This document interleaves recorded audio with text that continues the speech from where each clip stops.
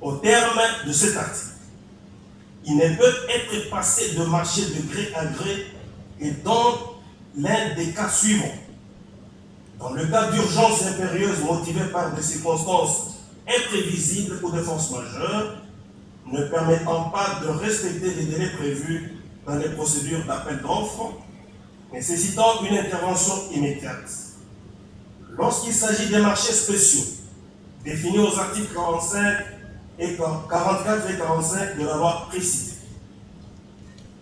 Contrairement au soutènement du prévenu, la Cour relève que la construction des bâtiments pénitentiaires est un marché ordinaire et ne peut donc devenir un marché spécial que sur décision gouvernementale ou présidentielle qui la classe expressément comme relevant de la sécurité nationale. La violation de l'article 136 du décret numéro 23/12 du 3 mars 2023 portant manuel de procédure des marchés publics. Au terme de celui-ci, le marché de gré à gré sur la chronologie ci-après,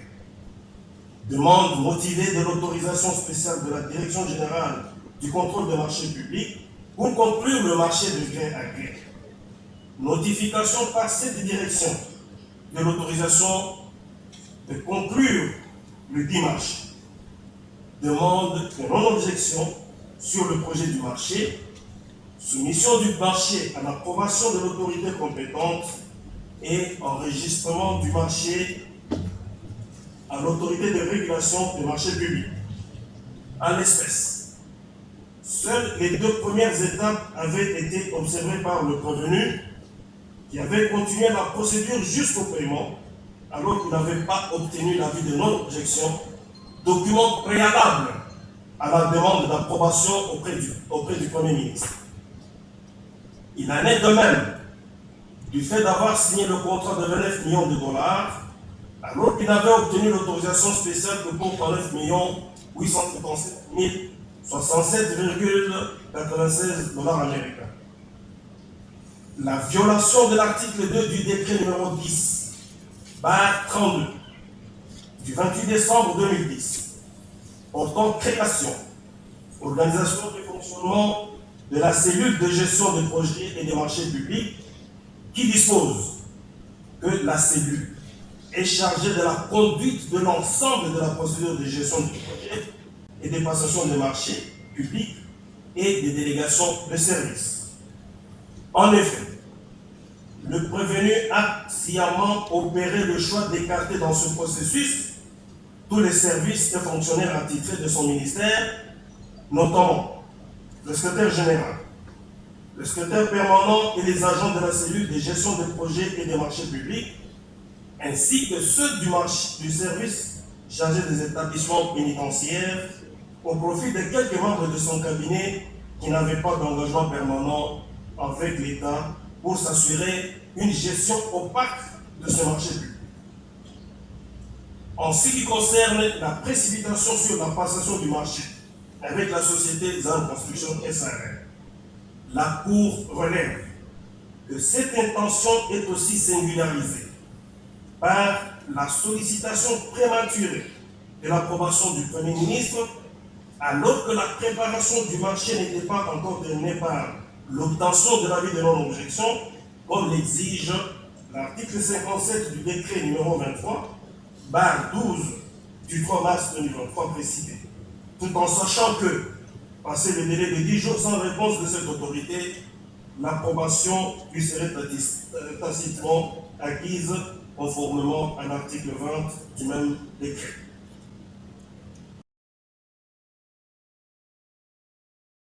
Le décaissement des fonds avant d'obtenir des documents fonciers nécessaires sur le terrain où l'édifice allait être érigé. Le virement de l'argent dans le compte courant de ZAN Construction le lendemain de l'ouverture de celui-ci, sans s'assurer qu'il s'agissait d'un compte séquestre, alors que dans sa lettre numéro 828/MP/ME/J et GS/CF/2025, du 14 avril 2025,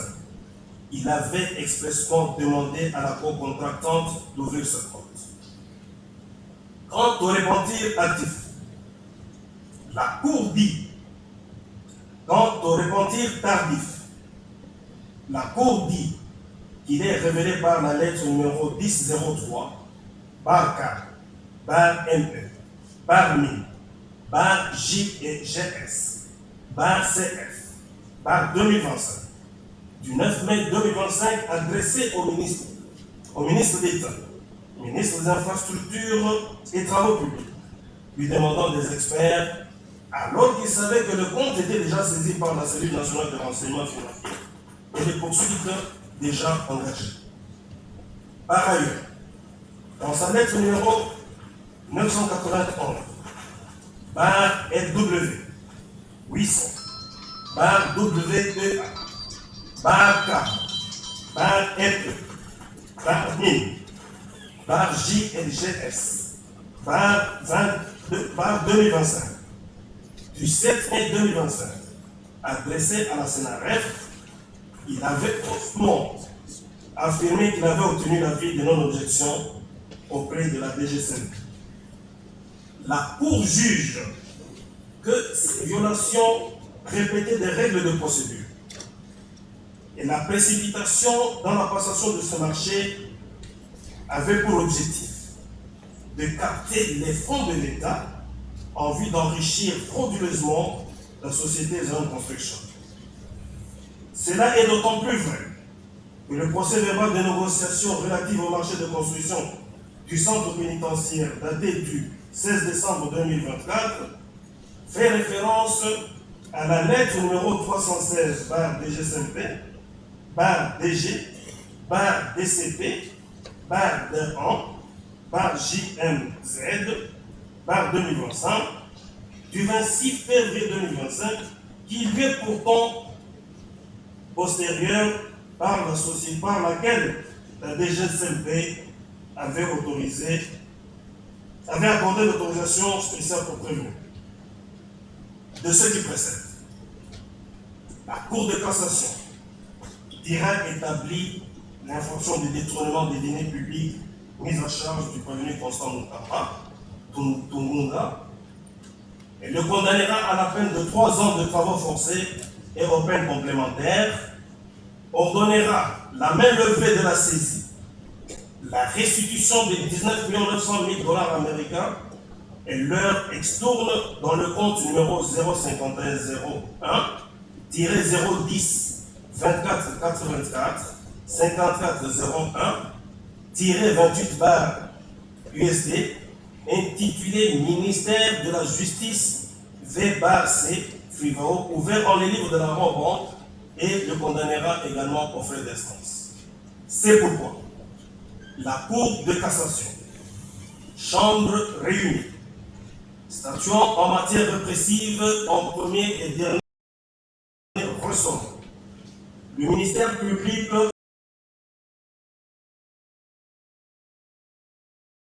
entendu, dit établi l'infraction de détournement des deniers publics mise en charge du prévenu Constant Mutamba Tungunda, le condamne à 3 ans de travaux forcés, prononce en outre contre lui les peines complémentaires ci-après. L'interdiction pour 5 ans après l'exécution de la peine du droit de vote et du droit d'éligibilité. La fonction publique est pareil à la condamnation ou à la libération conditionnelle et à la réhabilitation. Ordonne la main levée de la saisie, la restitution de 19 900 000 $ américains et leur extourne dans le compte numéro 05101-010 24 84 54 01-28 bar USD intitulé Ministère de la Justice V-C Frivao, ouvert en le livre de la Robe, le condamne aux frais d'instance. La Cour a ainsi jugé et prononcé à l'audience publique du 2 décembre 2025, à laquelle siège à l'audience publique de 2 septembre 2025, à laquelle siègent les magistrats Kabaselen Zembele Jacques, président de chambre, Kombekala Augustin, président, Kanane Samboura Alain, Manassinkou sur Rayon de Bouillon, Mananga Benzi Boniface, Ilunantanda Paulin, et Tsassaka du Floribert, conseiller, avec le concours du ministère public représenté par l'avocat général Voran Zungu,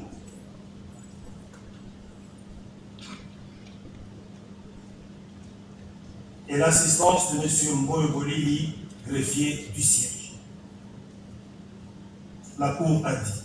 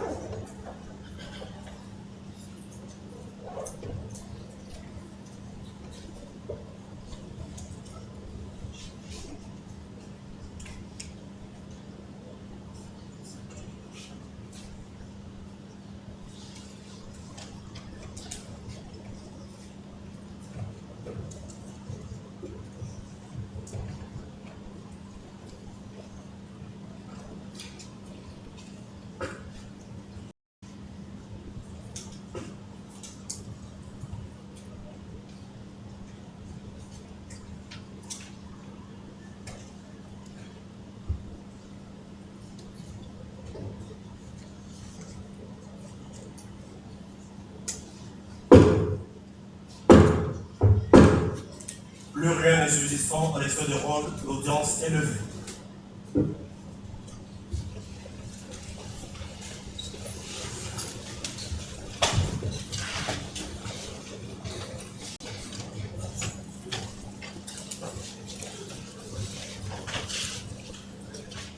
Patience.